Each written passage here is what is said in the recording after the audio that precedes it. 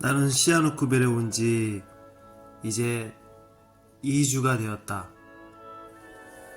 나는 시아누쿠빌에 살기 전에 마닐라나 라스베가스 이런 곳에 살아본 적이 있고, 뭐 한두 달이 아니고 몇 달씩 또는 몇 년씩 살다가 왔다. 물론 마카오도 가보긴 했었다. 왜 그 얘기를 하냐면, 도박의 도시에서 작게는 몇 개월, 길게는 몇 년 동안 살았기 때문에 나의 소회를 좀 밝히고자 하기 위해서입니다.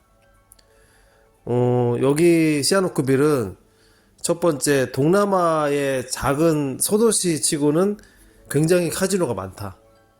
내가 몇 년 동안 살았던 라스베가스도 카지노를 다 합쳐도 약 40군데밖에 되지 않는다. 40군데가 채 되지 않는다. 그런데 여기는 한 60군데가 넘는다. 물론 그 사이즈는 그렇게 크진 않다. 우리가 생각하기에 일반 성인 오락실 요 정도 수준의 카지노도 카지노라고 하기 때문이다. 뭐 들리는 바에 의하면 카지노가 허가제가 아니라 신고제라고 하니까 그만큼 카지노의 문턱이 낮지 않나 싶다. 그런데 이제 모든 게 그렇듯이 그렇게 그 문호를 쉽게 열어주다 보니까 카지노가 우후죽순처럼 정말 생겼다. 여기는. 그래서 어지간한 경쟁력 가지고는 손님 유치하기가 어렵다는 얘기다. 그래서 프리룸 조건이라든지 뷔페라든지 여러 가지 어떤 그 유저들의 핸디들의 어떤 그 베네핏이 다른 곳보다 훨씬 더 좋다고도 볼 수가 있다.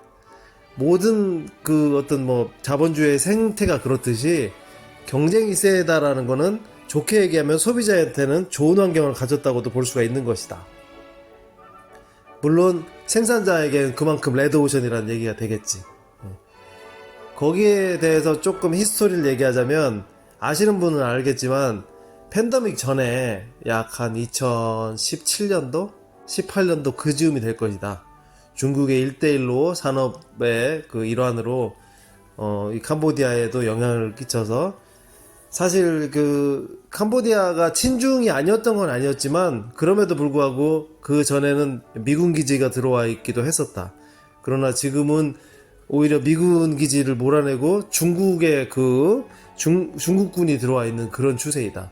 그만큼 이제 중국하고 굉장히 가까운 그런 이제 친중 관계를 유지하고 있고, 그로 인해서 그 당시에 그 문호를 그 대폭적으로 개방하면서 중국인들이 특히나 시아누쿠빌, 여기 관광 특구다 말하자면 이곳에 와서 우후죽순처럼 중국 거대 자본이 들어와서 카지노를 짓고 건물을 짓고 했던 것이다.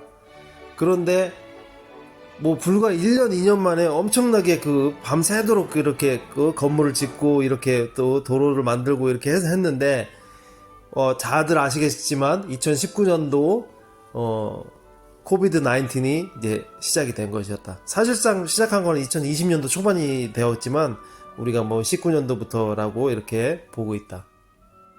그래서 조금 일찍 들어온 그 카지노 관계자들은 그나마 이제 팬데믹이 터졌지만 온라인으로 해서 그 방송을 송출하고 중국에서 또 이렇게 했기 때문에 어느 정도 돈을 벌었지만, 어중간하게 들어온 사람들은 그 자체를 그 건물이라든지 직원이라든지 마케팅이라든지 이런 거를 세팅하기 전에 막 그 팬데믹이 터졌기 때문에 완전히 뭐 공중에 뜬 상태가 돼버렸던 것이다.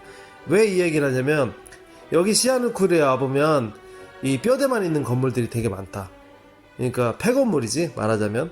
근데 그런 건물들이 팬데믹 때 이렇게 중간에 이렇게 쉽게 해서 만세를 부르면서 뱅크랍이 되면서 그 뭐 갖다 돈을 넣을 수도 없고, 그 다음에 뭐 그렇다 보니까 건물이 올라갈 수도 없고, 방치가 되다 보니까 또 그거를 쉽게 손댈 수도 없고, 뭐 건축업자의 말에 의하면 이런 폐건물들을 그 상태에서 다시 올리기는 매우 어렵다고 한다.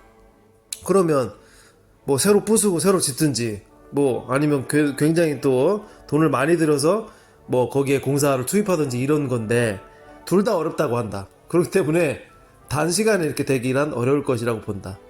물론 지나간 얘기지만 뒤집어 얘기하면 혹자는 이렇게 얘기를 한다. 그 당시에 팬데믹이 오지 않았다면 이 시아누쿠빌이라는 도시는 이렇지 않았을 것이다. 완전히 좋게 얘기하면 제2의 마카오가 될 것이었다, 이런 말도 한다. 틀린 말이 아닐 수도 있다. 저 건물들이 다 올라가고 도로라든지 뭐 교량이라든지 항만이라든지 이런 것들이 다 건설이 되었고, 그 다음에 외국 자본이 계속 들어왔고 관광객들도 유치가 되었고 했다라면 제2의 마카오가 되지 말란 법도 사실은 없었다. 그만큼 또 뒤집어 얘기하면 이 팬데믹이란 자체가 굉장히 우리한테 어떻게 보면 씻을 수 없을 정도의 그런 걸 많이 이제 끼치고 갔구나, 이런 생각을 다시금 하게 되었다. 아무튼 그 이후에도 사실상 미국의 또 거대 자금, 일본의 거대 자금, 뭐 이런 등등등의 그 자금들이 사실상 라스베가스, 뭐 마카오, 뭐 유럽의 여러 군데, 또 호주나 뭐 캐나다의 카지노들이 많이 있지만, 그래도 그 여러 자본들은 새로운 곳에 투자하기를 원하는데 그 새로운 곳에 투자할 만한 곳이 사실 마땅치 않았다. 그렇기 때문에 이제는 미국의 이제 자본들, 사실 여기에 이제 시아누쿠빌의 4대 메이저 카지노가 어디냐면 블루베이, 그 다음에 시후, 그 다음에 난하이, 그 다음에 진베이2, 요 정도를 뽑는다. 왜 그 얘기를 하면 4대 메이저 중에 블루베이라는 곳이 바로 윈카지노다. 윈카지노는 마카오 되어 있고, 내가 살던 라스베가스에도 있다. 라스베가스의 윈카지노는 제일 또 어떻게 보면 럭셔리한 카지노로도 유명하다. 그 윈카지노 그 건물, 말하자면 호텔이지, 윈호텔인데 윈호텔 그 한 채가, 건물 한 동이 우리나라 돈으로 1조다. 1조짜리 건물이다. 1000억짜리가 아니고 그만큼 럭셔리하게, 또 물론 근데 그 부지도 비싼 땅 부지겠지만 그 건물 자체도 굉장히 럭셔리하게 되어 있다. 그만큼 뭐 이미 미국 자본이 들어와 있고, 그 다음에 또 내가 또 고무적으로 생각하는 거는 여기에 이제 메리어트가 들어온다. 지금 공사 중인데 약 한 공정이 한 40-50%쯤 되지 않았나 싶은데, 거기에 이제 리조트 월드 같은 그런 대단히 단지가 아마 올 연말쯤이면 들어올 걸로 보이고, 그 다음에 올해 말께 또는 또 내년 초께까지 해서 또 뭐 중국계, 일본계, 뭐 홍콩계 이러한 자본들이 또 들어온다. 미국계도 마찬가지지만. 그래서 뭐 갈 곳 없는 투자자들, 이런 사람들은 어쨌든 간에 이만큼의 어떤 뭐 투자할 수 있는 그 메리트 있는 곳이 없다, 세계적으로. 그렇기 때문에 뭐 어떻게 보면 어쩔 수 없이 여기에 또 투자자가 들어올 수밖에 없을 것이다. 그래서 앞으로 내가 보는 시점에서는 뭐 좋든 싫든 간에 시아누쿠빌은 더 발전할 것이다. 그리고 지금은 이제 중국의 거대 자본으로 해서 발전이 시작된 도시지만, 나중에는 뭐 마카오나 또는 뭐 필리핀이나 또 어쨌든 뭐 다른 나라들처럼 이렇게 어떤 세계적인 카지노 도시로 성공을 하지 않을까 싶다. 두 번째는 여기 근처에 코롱섬이라고 있다. 코롱섬은 이제 우리나라 사람들한테는 크게 알려지지 않았지만 뭐 EBS라든지 디스커버리 채널이라든지 각종 여행 채널에 많이 등장하는 곳이다.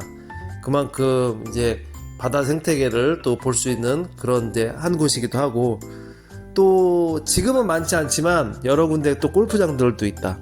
그리고 유적지나 관광지들도 있기 때문에 앞으로는 여기가 조금 더 커나갈 수 있는 요소들은 많지 않나 라고 나는 생각해 보고 있다. 중요한 것은 지금 어쨌든 카지노 입장에서는 손님 유치인데, 중국 사람들은 꾸준히 오고 있는데, 또 한국인이나 또 뭐 일본 사람들이나 또 서양 사람들 뭐 이런 이제 그 사람들이 어떻게 또 여기까지 올 수 있느냐, 또 이런 부분들을 카지노 측이라든지 또는 여기 그 또 관광에 종사하는 분들은 많은 또 연구를 하고 있는 와중이다. 결국에는 더 좋은 조건으로 더 나은 서비스를 해야 하지 않을까 싶기 때문에 결국 시아누쿠빌의 어떤 관광이라든지 카지노라든지 레저 산업은 앞으로 계속적으로 발전할 것으로 본다. 그래서 나도 역시 필리핀 마닐라에 살다가 라스베가스에 살다가 여기까지 왔지만 앞으로의 무궁무진한 발전을 나는 시아누쿠빌에 보고 있기 때문에 여기에 털을 잡으러 온 것이기도 하다. 지금까지 시아누쿠빌에 대해서 얘기해 보았다. 감사합니다.